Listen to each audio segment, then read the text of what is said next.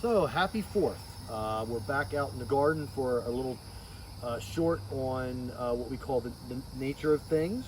Had the morning in Stone Harbor for the 4th. Did my chores at my different locations, and right now Rebecca, our good employee Rebecca, so hi Rebecca, if you when you watch this later, is taking care of the store. I've got the afternoon off, so I'm out here with Parker, and you can start to hear, I guess, some of the later summer insects start to make some of their noises. And of course, we're not to the time when the cicadas are in full force, but that's one of my favorite, August and September sounds.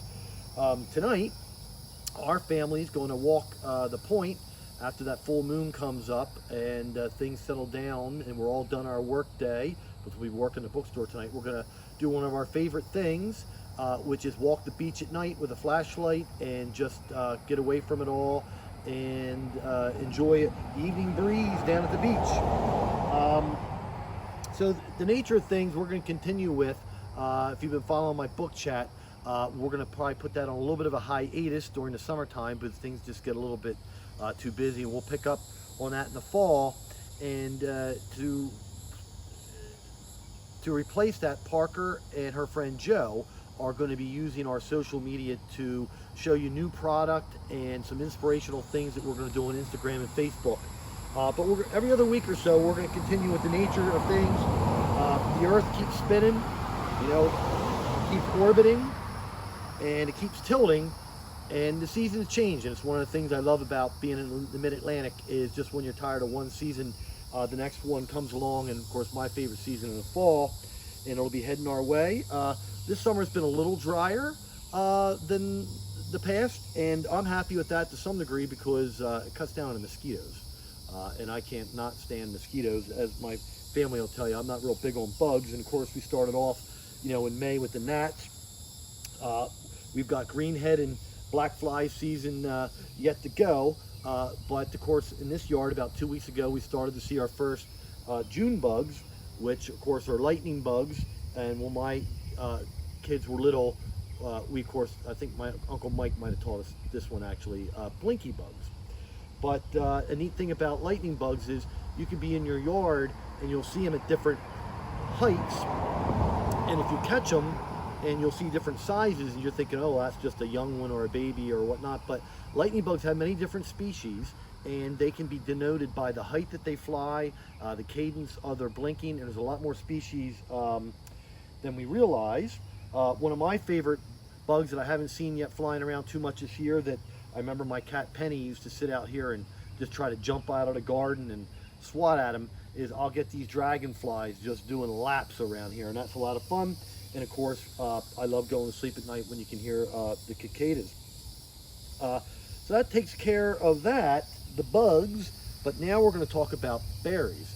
And Parker's going to interject some pictures.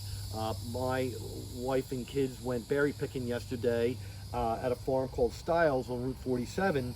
And they got some great baskets of blackberries, red and yellow raspberries. Of course, earlier this season we had the strawberries, and we've got blueberries just about starting to come in.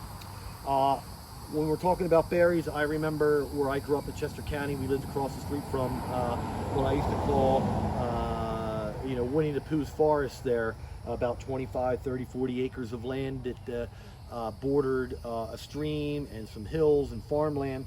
And back in there, we used to go and pick black raspberries, and my mother would make jellies and pie. And I also remember on the trail to get to the black raspberries, there would also be some wild strawberries. And I'll never forget, that was a seasonal thing. We would go scoop them all up, bring it back into buckets, and my mom would make the pie. On this property, for the first time in a long time, my blueberry, I have some natural high Jersey high bush blueberries, and they did not blossom this year. And I know that that has happened once or twice since we've owned the property. I'll have to look more into why that occurs, but this year they did not bloom, so I won't be having any of my own natural little blueberries. And of course, my favorite seasons are yet to come. I love melons, and I love peaches, and I don't have any of my trees myself, but when I go to and back from work, we got conovers on the side of the road there. There's nothing better than getting some fresh peaches in the basket. And then of course later in the year, it'll be time for apples, and we'll have gone full cycle again. In another year will be over. Um, so speaking of the seasons, we've talked a little bit on this property about how we had the wren nest, where we believe that our house wrens had gone over and kicked out the eggs of the Carolina wrens. But some friends of ours had an interesting thing happen along those lines. Is they had an incident of predatory egg laying, and what that is when a blackbird or a larger species of bird who decides it would be much easier in life if I didn't have to raise my own young, they will put their eggs in another bird's nest. And the idea there through evolution is they've figured out that their bird will be bigger than another species of bird and will be quicker to get the feed from the mothering female bird. Well, actually both male and female a lot of times feed the young. But so the bigger bird then becomes bigger quicker, gets all the food, and that takes care of raising their young. So they kind of just say, you do it. So we had an incident of that, and Parker's going to show you the picture of the bird that was in the nest. And the thing there is the reason why a lot of bird groups and organizations aren't just trying to preserve an acre here or an acre there. We're trying to preserve large tracts of land, because then that predatory egg laying won't be able to happen deeper into the woods, and the species of warblers and other birds that are deeper in the woods won't have that. On the outer edges is where you had that happen, because the blackbirds and those species of birds that do that will only do the edges. They will not go deep into the middle. So we've got some great pictures coming your way of some baby birds. Parker and I showed you a video when me, Phoebe, and Parker were out at the point a couple of weeks ago, when I was talking about how the oyster catcher was leading us away from where their nest would be. Well, Michael Zuccato has some great shots of some baby oyster catchers that are too cute to believe, and we're going to put those into our show here to end it. And so happy 4th.